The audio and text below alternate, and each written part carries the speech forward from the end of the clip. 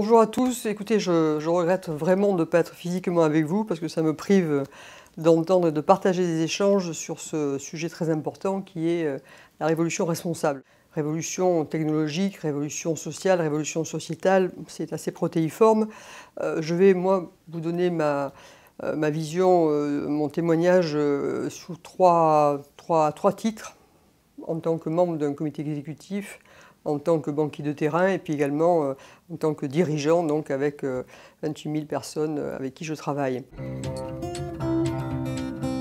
Membre du comité exécutif de BNP Paribas, donc un grand groupe, une banque, un leader européen, donc très convaincu de la responsabilité de longue date, avec toutes des étapes qui ont construit notre vision de la responsabilité. Dernière étape d'ailleurs qui a été en 2016 à base d'une consultation véritablement très collégiale des 500 premiers cadres du groupe.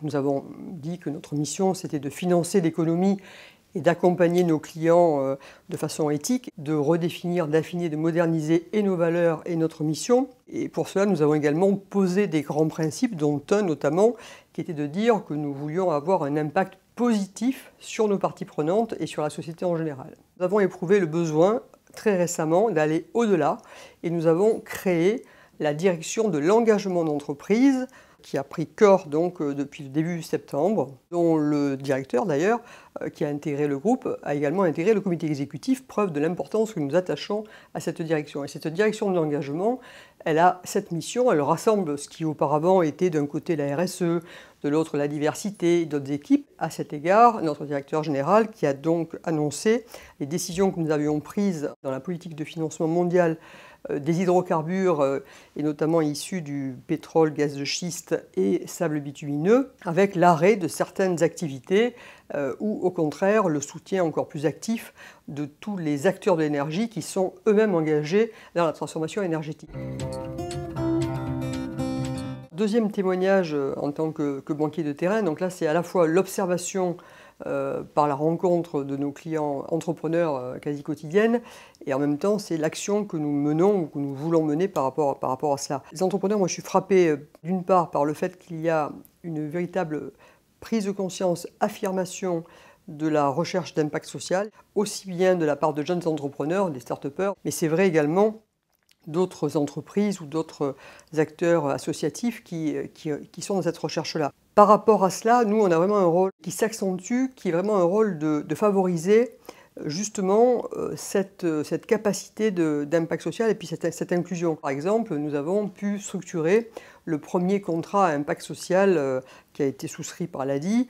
Contrat à impact social, c'est le fait de permettre à des financeurs, des investisseurs privés de financer un projet qui a un impact social et dont le remboursement sera fait par l'État tout autant que l'impact social soit avéré. On a plus largement la conviction et la volonté de favoriser l'inclusion et donc d'être présent en accompagnement dans tout ce qui est émergence de nouveaux modes d'entrepreneuriat. Le fait de faire émerger un entrepreneuriat issu des quartiers populaires est très important pour nous. Nous y contribuons. Il y a eu par exemple le premier Startup Weekend banlieue, nous étions présents et je crois que réellement on peut là faire sortir beaucoup de talents et créer beaucoup de valeur. Au-delà de cet aspect donc de l'inclusion et de la notion du sens et de l'impact, il y a également tout ce qui concerne justement la prise de conscience de la nécessité des évolutions liées à la révolution technologique.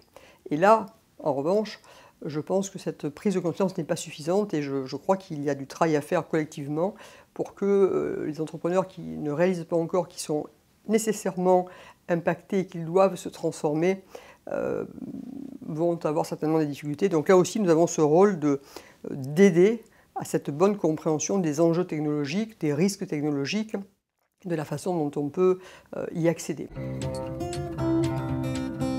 Le défi le plus fort dans toute cette révolution, c'est le défi managérial, parce que c'est comment faire pour à la fois être capable de délivrer cette transformation qui est obligatoire, encore une fois, révolution digitale, changement d'attente de nos clients par rapport à des nouveaux usages, volonté d'avoir des accès très fluides, mixant le digital et l'humain autant qu'ils le souhaitent, etc. Mais comment faire pour délivrer cela en gardant et même en renforçant encore l'engagement de l'ensemble des équipes qui ont des attentes très fortes, justement, de sens, de vision, de confiance dans l'avenir, etc. Et cela, c'est le point sur lequel il faut vraiment beaucoup investir. Ça suppose par exemple de changer la façon dont on explique, dont on montre la transformation. Je viens de faire un tour de France des régions où j'ai rencontré plus de 2000 collaborateurs pour leur expliquer la transformation que nous voulons faire dans le cadre de notre plan 2020.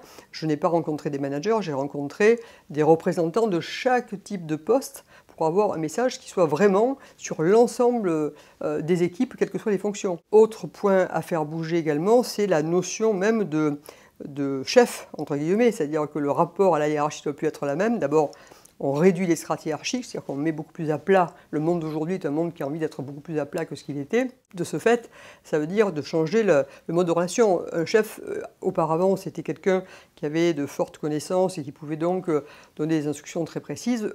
Aujourd'hui, on a besoin d'avoir des chefs qui soient capables de mobiliser des énergies pour pouvoir justement, avec une composition d'équipe qui soit pluridisciplinaire et pluricompétence, pouvoir faire avancer un projet. Donc on voit que c'est plus du tout la même chose. C'est une capacité à se remettre en cause. C'est le contraire des certitudes qui prévalaient pour justement avancer auparavant. Nous ne réussirons la transformation que si l'ensemble des équipes a confiance dans l'avenir et le regarde positivement. Je crois que le futur peut et doit être meilleur, et je pense que ça ne peut passer que par l'idée que croissance économique et responsabilité sociale et donc innovation sociale sont absolument indissociables. Merci beaucoup de votre attention.